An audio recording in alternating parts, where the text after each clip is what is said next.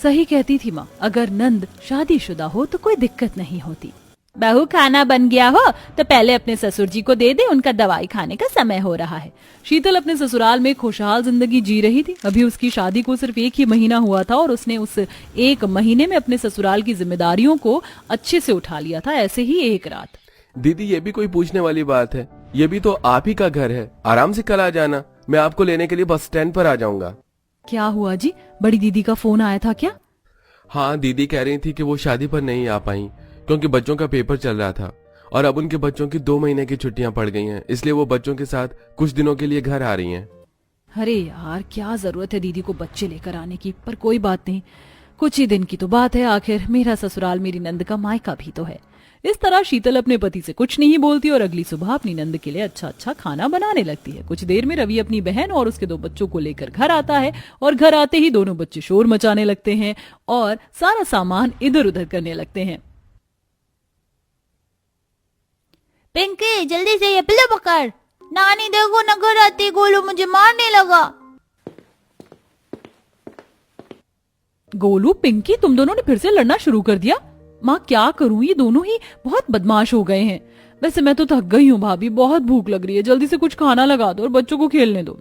शीतल की आंखों के सामने दोनों बच्चे पूरा घर गंदा कर देते हैं। ये देख शीतल को बहुत गुस्सा आता है और जब वो अपनी नंद और उसके बच्चों को खाना दे रही होती है तो मन ही मन खुद से कहती है, ये बच्चे हैं या आतंकवादी जो घर आते ही तोड़फोड़ मचाने लगे। शीतल ये सोच ही रही होती है कि तभी उसे रसोई से कुछ टूटने की आवाज आती है और जब वो रसोई में जाती है तो देखती है कि दोनों बच्चे टेबल लगाकर रसोई में ऊपर के ड्रॉर से नमकीन निकाल रहे थे और सारे कांच के बर्तन गिराकर उन्होंने तोड़ दिए हैं। अरे बच्चों, ये क्या किया तुमने? अगर कुछ चाहिए था तो मुझे बोल देते। अरे शीतल, ये दोनों बहुत बदमाश हैं, तुम्हें इन्हें डांट के रखना होगा। बच्चों, अब चलो रसोई से निकलो। शीतल, तुम आराम से रसोई साफ कर लो जब तक मैं आराम करने जा रही हूँ। इतना बोलकर नेहा खुद आराम करने के लिए चली जाती तो वहीं दोनों बच्चे भी बाहर खेलने के लिए चले जाते हैं, जिसके बाद फिर से बेचारी नेहा पूरे घर का काम करती है। अब इसी तरह 2 दिन बीत जाते हैं और एक दिन जैसे ही शीतल सारा काम खत्म करके बैठती है तभी दोनों बच्चे वहां आते हैं और गोलू शीतल का हाथ खींचता है तो कभी पिंकी शीतल का हाथ खींचती है। मामी हमें ये खाना नहीं खाना, हमारे लिए नूडल्स बना दो ना। नहीं मामी, मेरे लिए पिज्जा बनाएंगी। माँ जी, बच्चों को समझाओ ना कि ओवन खराब है, घर में जो बना है वही खा ले, मैं परेशान हो चुकी हूँ। कोई बात नहीं बहू, कुछ ही दिन की बात है। बच्चों ओवन खराब है तो नूडल्स बनेंगे, वही खा लो। और मैं तेरी नंद को उठा कर आती हूँ, जब से आई है बस आराम ही कर रही है, ये नहीं कि घर के कामों में थोड़ी तेरी मदद कर दे। जहाँ बेचारी शीतल अपनी नंद और उनके बच्चों से परेशान थी तो वहीं ये सब कुछ सुमित्रा भी देखकर अपनी बेटी को उठाने के लिए जाती है और तभी उसे पता चलता है कि उसकी दूसरी बेटी भी अपनी सास और बच्चों के साथ आ रही है।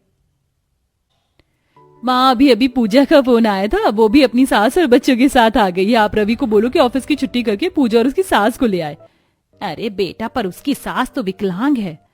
हाँ माँ, इसीलिए तो पूजा अपनी सास और बच्चों के साथ यहाँ आ रही है। बच्चों की 2 महीने की छुट्टी पड़ गई है स्कूल की, तो बेचारी वो बच्चे और अपनी सास और पूरा घर कैसे संभालती है। अब बेचारी सुमित्रा अपनी बेटी से बात ना करके अपने बेटे को फोन करती है और रवि अपने ऑफिस की छुट्टी करके अपनी बहन, बच्चे और उसकी सास को लेकर घर आता है और अपनी दूसरी नंद को देखकर शीतल का खून खौल जाता है और वो मन ही मन खुद से कहती है, मेरी नंद ने तो घर को धर्मशाला ही बना दिया है, खुद तो आई है, साथ में अपनी विकलांग सास को भी ले आई है। शीतल, मेरी सास की दवाई का समय हो गया, मेरे बैग में से दवाई निकाल कर मेरी सास को खिला दो और उनके कपड़े भी बदल देना, मैं बहुत थक गई हूँ, थोड़ी देर पहले आराम करूंगी। और मेरे बच्चे बाहर गोलू और पिंकी के साथ खेल रहे हैं, उनके कपड़े भी बहुत गंदे हो गए, उनके कपड़े भी धो देना। पूजा बेटा, पहले तू सांस तो ले ले, आते ही बहू को काम देने लगी, वो बेचारी भी थक गई है। क्या माँ, तुम तो ऐसे बोल रही हो जैसे कि भाभी मेरा ही काम करके थक गई हूँ, और मैं थोड़ा ही तो काम बोली हूँ, इतना काम नहीं बोला कि भाभी थक जाए। पूजा अपनी माँ की बात को काट देती है और खुद आराम करने के लिए चली जाती है, जिसके बाद पूजा की सास और दोनों नंद के बच्चे की जिम्मेदारी बेचारी अकेली शीतल के ऊपर आ जाती है। अब वो सबसे पहले पूजा की विकलांग सास के कपड़े बदलती है, उसे अपने हाथों से दवाई खिलाती है और उसे बिस्तर पर लिटा कर सुलाती है। कुछ देर बाद जब बच्चे गड्ढे पर लेट कर घर में आते हैं तो ये देख शीतल सर पर हाथ रखकर खुद से कहती है, अब बस यही दिन देखने को रह गया था। खुद तो दोनों बहन आराम करती हैं, टीवी देखती हैं और मैं यहाँ परेशान होकर बैठी हूँ।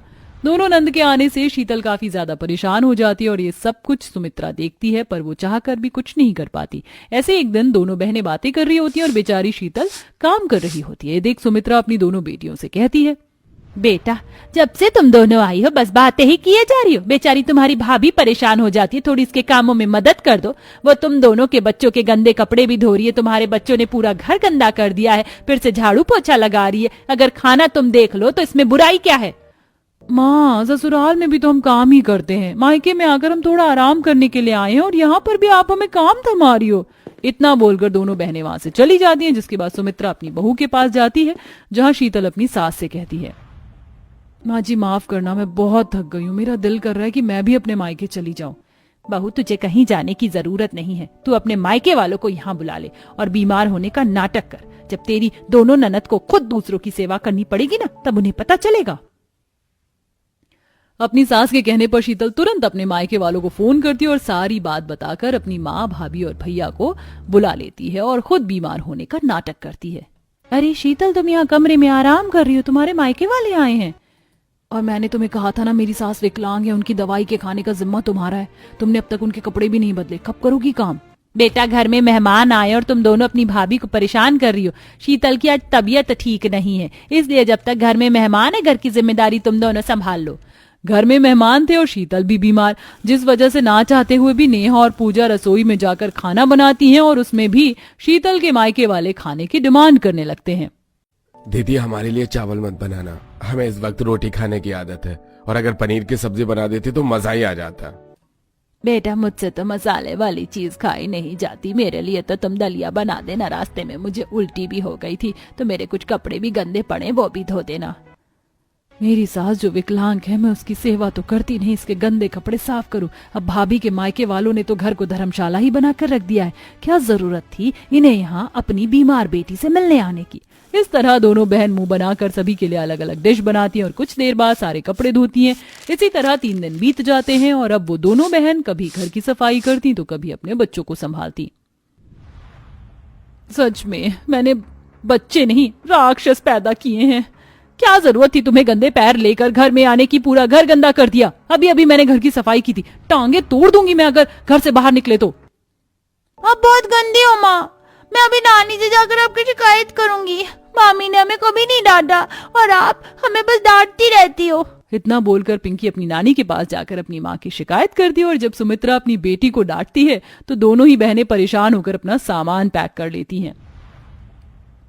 माँ बेटी का इतने दिन मायके में रहना सही नहीं, हमारा भी घर है, अब हमें चलना चाहिए, अपने मेहमानों की देखभाल आप ही करो।